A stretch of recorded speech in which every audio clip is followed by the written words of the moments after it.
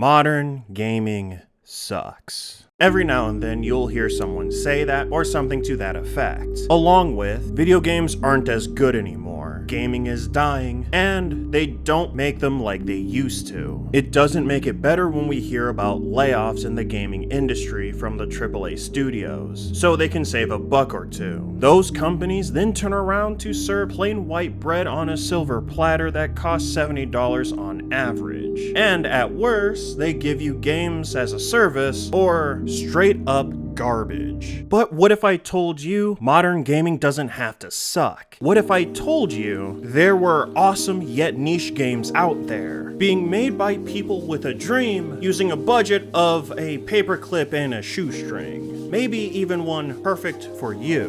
With these 3 easy steps, let me tell you how to find the perfect indie game for you. Define the game you want to play. What games are you playing currently, or games you've played? What are they like? Think about the genre and the prominent features it has that you enjoy the most. Maybe you want a game that plays like Devil May Cry, Castlevania, or maybe Dark Souls. There are plenty of those games out there. All you have to do is put in the phrase in good old Google what indie games are like any of the 3 I mentioned, or one you're thinking of right now. Researching the genre of the game you like can pull some results too, and you can do that on Steam or any console shop. Alternatively, you can simply ask a friend or someone else that plays the same types of games that you do. You might find some extremely obvious ones. However, if you dig a little bit deeper, you could come across some real gems. Now that you found the game of your choice, now you gotta research. If you're bored out of your skull just thinking about research, remember, I'm not telling you that you have to write an essay about the game. What I'm telling you is that it could be fun. Trailers and reviews are everywhere. While both can have varying levels of quality in showing you what the game is about, trailers are the safer bet in showing off the game.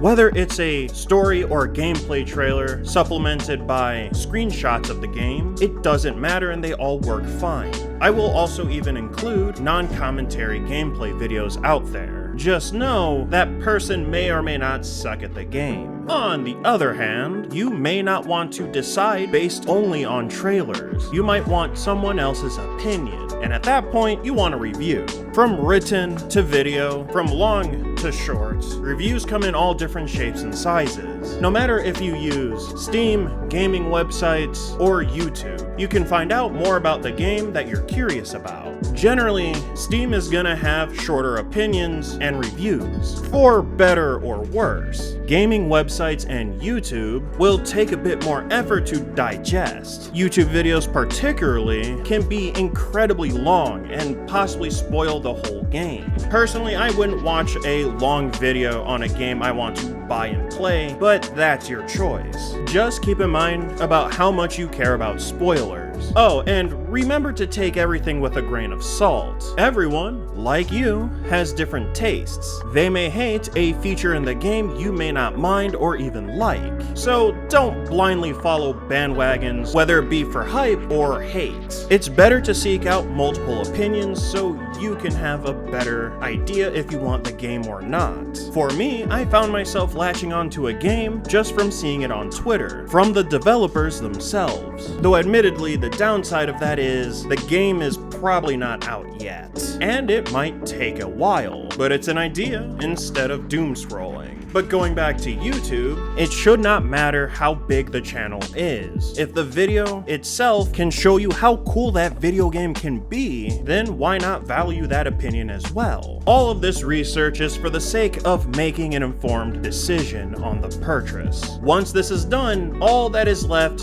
is one more step: for you to be open-minded. Check your expectations. Don't be mad because you couldn't have a 50 to 100 hour adventure for a $20 game. The journey could be short, but you might want to come back for seconds or however many this is. Like I mentioned before, all video games come in different shapes and sizes. It doesn't matter if it's AAA or indie. Not all games are gonna look like the Final Fantasy VII Remake, Elden Ring, or even Marvel 1943 Rise of Hydra. Indie games are being made by a small team, a duo, or one person on a tighter budget. Most of these games will go for a stylized look over trying to scratch at realism. However, some people might want to try going for that look themselves. The only expectations you should have are getting a product that works and being able to play the game that you saw on the box, whether it be literal or figuratively. With the store page, listen, if you completed the previous steps and you are confident in your pick, why not just buy it and then play it? Remember, you can always return it if you don't feel like the game that you saw was the same one you're playing. At the very least, you deserve what was shown off in the trailer that the dev made.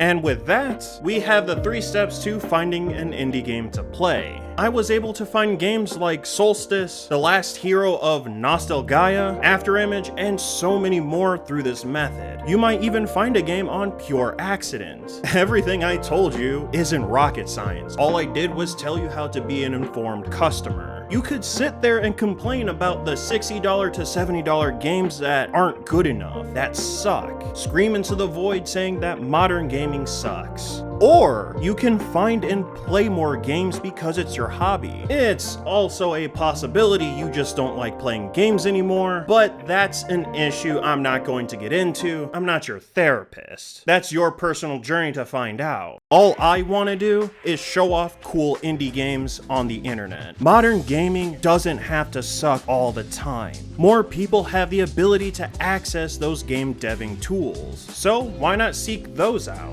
You might find some pretty cool indie games out there. But that's it from me. I'll see you in the next one.